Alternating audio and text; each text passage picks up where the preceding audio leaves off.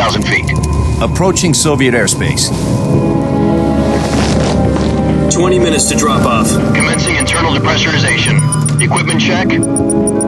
Arm main parachute. All right. You ready to go? Drop zone still showing a high pressure mass. Cav okay. Good. We've got high visibility.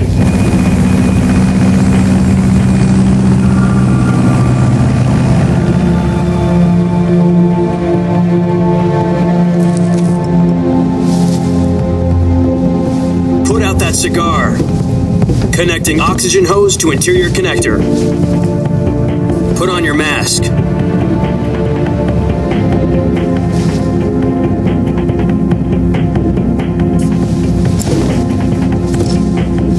Does this panty waste know what he's doing? Approaching release point. 10 minutes to drop off. Hey, are you deaf? He said put out the cigar and put on your mask.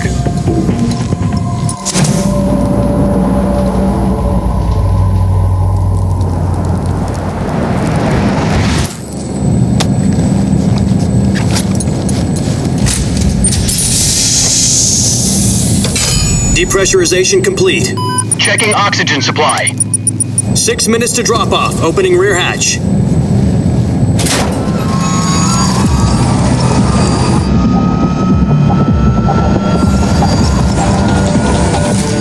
Sunrise.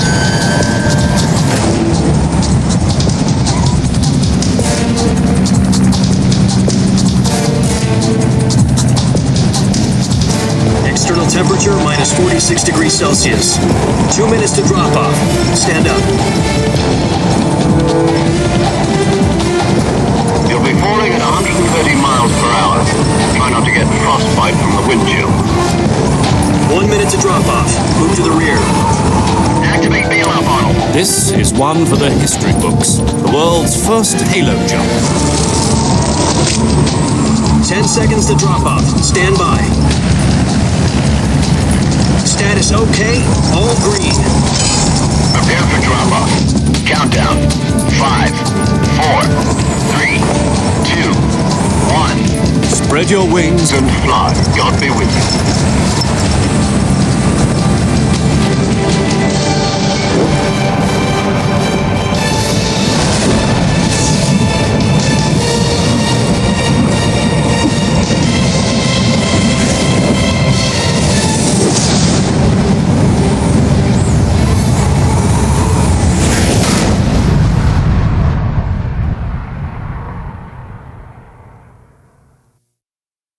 Jack, I've got some important news.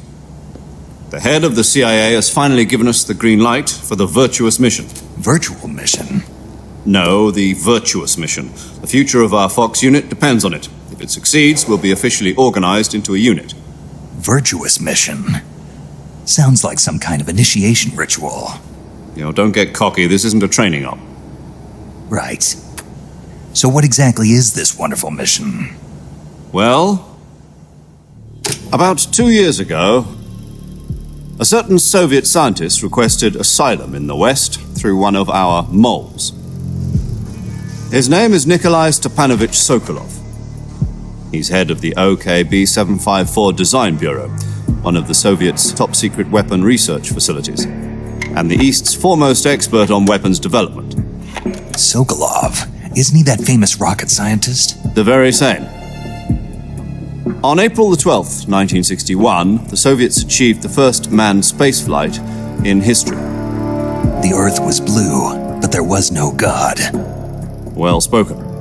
The rocket that carried Yuri Gagarin to orbit was the A-1, known as the Vostok rocket. Sokolov is said to be the man most responsible for the multi-engine cluster used in that rocket. After Gagarin's flight, Sokolov left rocket development to become the head of the newly established Design Bureau. From a lowly technician to head of a design bureau, that's quite a success story, so why do you want to defect? It seems he'd become afraid of his own creations. Afraid? Call it a crisis of conscience. And for that, he left his country and his family behind and went over the fence? Not exactly. One of his conditions was that his family was also to be taken safely to the West. We used a mole to get the family out first and succeeded in sneaking Sokolov over the Berlin Wall shortly afterwards. I was the one who conducted the operation. The security on the eastern side was still full of holes back then. Then what? We got Sokolov over in one piece, but the whole ordeal had left him exhausted, and we checked him into a hospital in West Berlin. It took him 2 weeks and more than 600 miles to get from the research facility in the Soviet Union to Berlin. He was in no condition to say anything coherent. And it was only a week later that we had something much bigger on our hands. The Cuban Missile Crisis. October the 16th, 1962, President Kennedy received word that the Soviets were in the process of deploying intermediate-range ballistic missiles in Cuba. The President demanded that the Soviets dismantle and remove the missiles. At the same time, he announced a naval blockade to prevent further missile shipments from reaching Cuba. But the Soviets didn't back down, instead placing their armed forces on secondary alert. Soviet transport ships carrying missiles continued on course towards Cuba. US and Soviet forces went on alert for an all-out nuclear war. Frantic negotiations were conducted through the UN's Emergency Security Council and unofficial channels to end the hair-trigger standoff. Finally, on October the 28th, the Soviet Union agreed to remove its missiles from Cuba, and so the world avoided a nuclear holocaust. But in order to get the Soviets to pull their missiles out, we had to make a deal. You mean the one where the US agreed to remove its IRBMs from Turkey? No. The Jupiter IRBMs deployed in Turkey were obsolete, and we were going to get rid of them anyway. They had no strategic value whatsoever to either the US or the Russians. The Turkey deal was a ruse, a cover story that was fed to the other intelligence agencies around the world. So what did the Russians really want? Sokolov. They wanted us to return Sokolov. You mean the Soviets pulled out of Cuba just to get their hands on Sokolov? That's right. What the hell was he working on? At the time, we had no idea. We were running out of time. It was either give up Sokolov or risk full-scale nuclear war. In the end, we had no choice. President Kennedy gave in to Khrushchev's demand. The next day, I got Sokolov out of the hospital, handing him over to agents on the eastern side. Sokolov kept on screaming, "Save me," until he disappeared from my sight.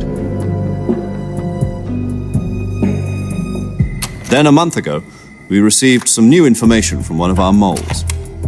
About Sokolov? Yes. He was taken back to the research facility and forced to continue working on the weapon in question under KGB supervision. What's more, it's on the verge of completion. So what kind of weapon is it? Something to do with space rockets? No, missiles. Same technology. I guess you're right. We don't know the details, but it appears to be a new kind of nuclear device. For half a year now, the Soviets have been conducting frequent nuclear tests at Semipalatinsk. Something to do with the weapon, I assume. We're talking about a secret weapon so big that Khrushchev was ready to pull out of Cuba to get it back. Is Sokolov still in the facility? No, according to our intelligence, he's in Selinoyarsk, a place in the mountains about 3 miles to the west that's known as the Virgin Cliffs. The Virgin Cliffs. Nice name for a virtuous mission. They moved him there just recently. Why? Apparently, they're conducting a field test of the weapon, but it's our best chance to get him back. This mission would never have been possible if he was still in the research facility. This is our last chance. Sokolov must have known that too when he contacted us.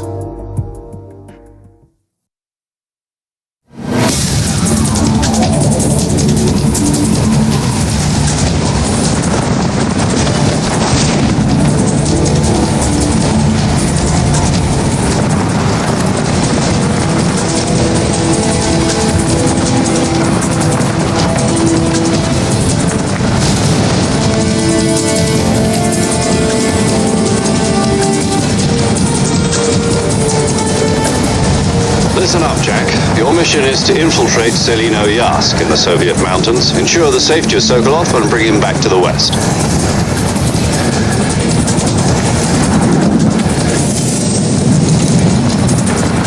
If we don't get Sokolov back before that weapon is complete, we'll be facing a major crisis.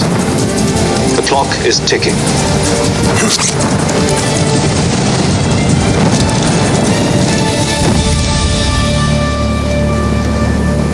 Once we've confirmed the rescue, Sokolov, stand by at the recovery point. A recovery balloon will be dropped at that point. Helium will be pumped into the balloon to inflate it. The process takes about 20 minutes. Once it's complete, the gunship's arm will latch onto the balloon and pull it up. The Fulton surface-to-air recovery system. I'm familiar with the theory. Take it easy. It's been combat proven. Do you think Sokolov is up to it? The shock will be less than during a parachute jump, and the arm can handle up to 500 pounds. So you're planning on going over the border in a single combat Talon? She's equipped with two 6-barrel 20mm Vulcan cannons, as well as two 40mm machine guns. Sounds like she could hold her own against a battalion of tanks. Even with the fuel in the reserve tank, we're facing a 4-hour time limit. If all goes well, it shouldn't take more than a few hours. Home in time for dinner. But if anything goes wrong, you'll be eating dinner, breakfast, and all the rest of your meals in the jungle.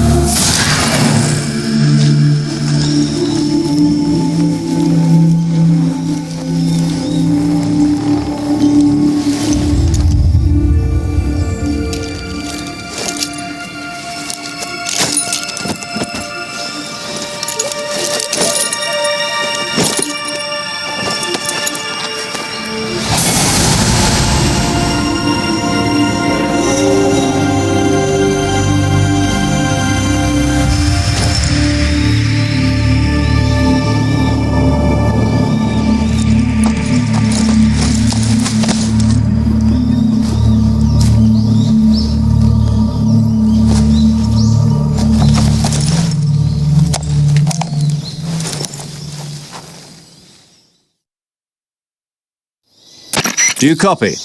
You're already in enemy territory, and somebody might be listening in. From here on out, we'll be using code names to refer to each other. Your code name for this mission will be Naked Snake. I'll be referring to you as Snake from now on. You're not to mention your real name. Snake? What, you don't like snakes? What do you mean? Well, you've eaten one before, haven't you? In survival training. I'm glad to hear that. I don't know if I'd ever order one in a restaurant, but... Be careful, you might not have a choice. What about you, Major? What should I call you? Let's see. I'll be Tom. Call me Major Tom. This will be a sneaking mission. You must not be seen by the enemy. You must leave no trace of your presence. Is that clear? This kind of infiltration is the Fox unit's speciality. In other words, weapons and equipment are procured on site. That goes for food as well. You're completely naked, just as your name implies. Great. Now I see why you asked me if I like snakes. I suppose calling me Snake was your idea of a joke, too. No, there's a good reason for that. I'll tell you later when the time is right. Gotcha. Getting back to the subject, how exactly am I supposed to feed myself? You've been issued a knife and a tranquilizer gun. Use them to hunt for food. You'll also find some medical supplies in your backpack. Yeah, about the backpack. I lost it in a tree on the way down. I see. Well, you'd better go back and get it then. You know where it is? No problem. I can see it from here. It's stuck on a branch. To climb a tree, stand in front of a tree that's covered in ivy and press the action button. I'll be monitoring your progress over the radio. We can't risk violating Soviet airspace, but I'll be in the gunship. My frequency is 140.85. I'll give you a call if I need to talk to you. If you need to talk to me, use the send function. Okay, Snake, go get your backpack.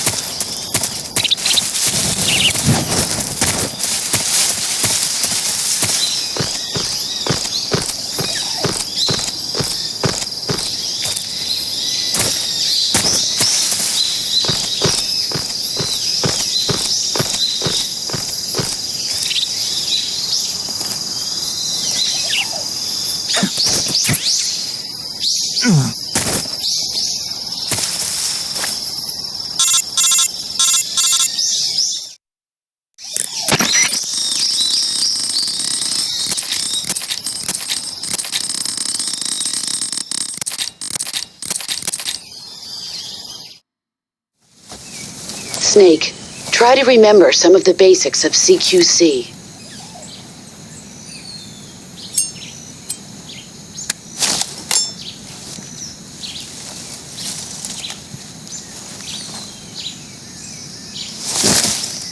Commencing Virtuous Mission now.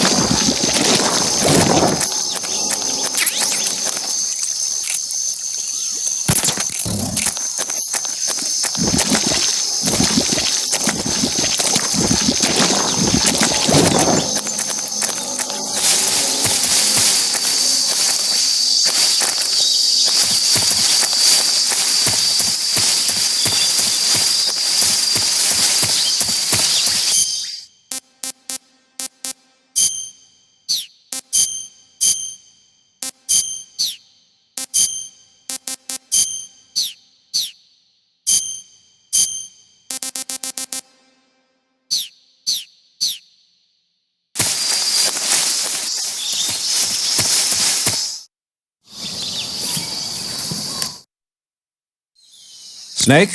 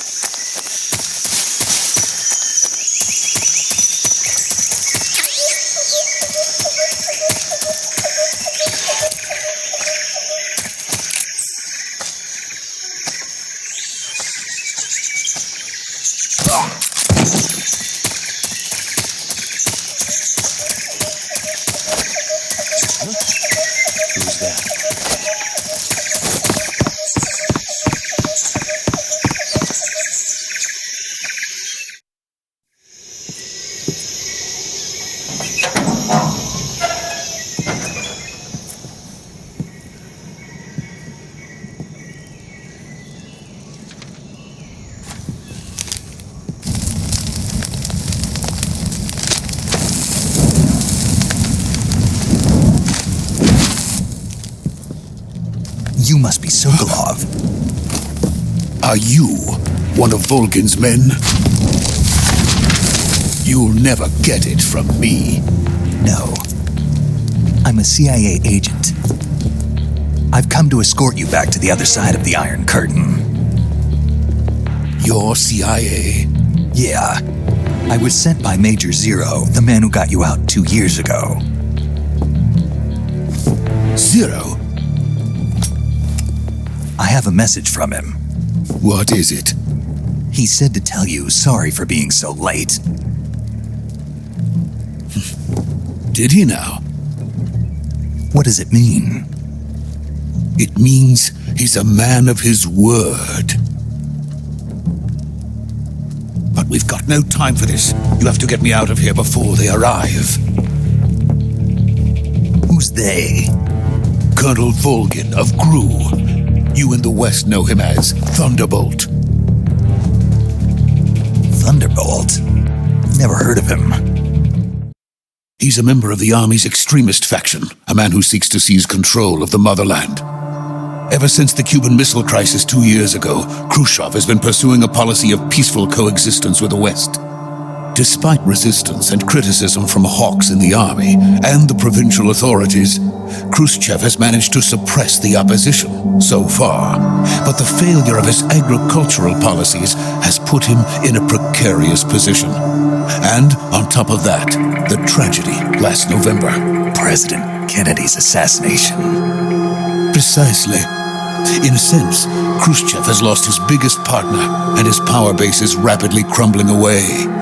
A certain group is plotting to use this opportunity to seize power by rallying the anti-government forces, overthrowing Khrushchev, and installing Brezhnev and Kosygin in his place. The mastermind behind this plot is Colonel Volgin of the GRU. He has control over another secret weapons research facility much like this one, OKB-812, known as the Granin Design Bureau, and is using it to further his plans.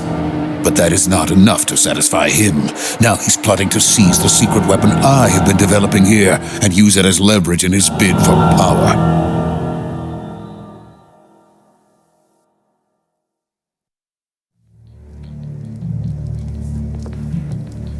The intelligence says that they are going to make their move during the test.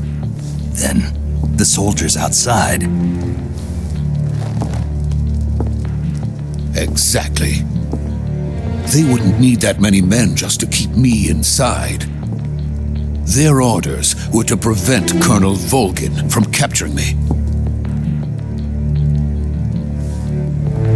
Even if it meant killing me in the process, or so it would seem.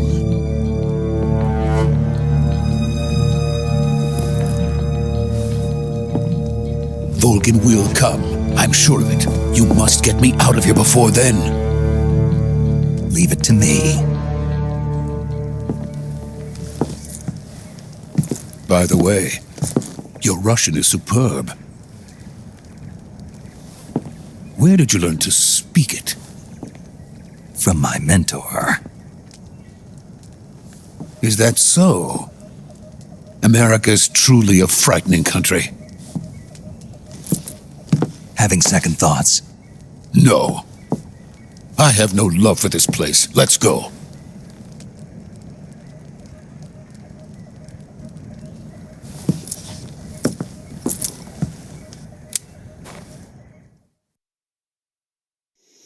Major, this is Snake. Sokolov is safe with me. He's doing fine. No injuries. Good work, Snake. Now hurry up and get Sokolov to the recovery point. We'll rendezvous with you there. Roger. What about the sentries? No one spotted me. I see. What about the boss? We lost contact with the boss some time ago. What happened? It's probably just a weak signal. Just hurry and get Sokolov out of there.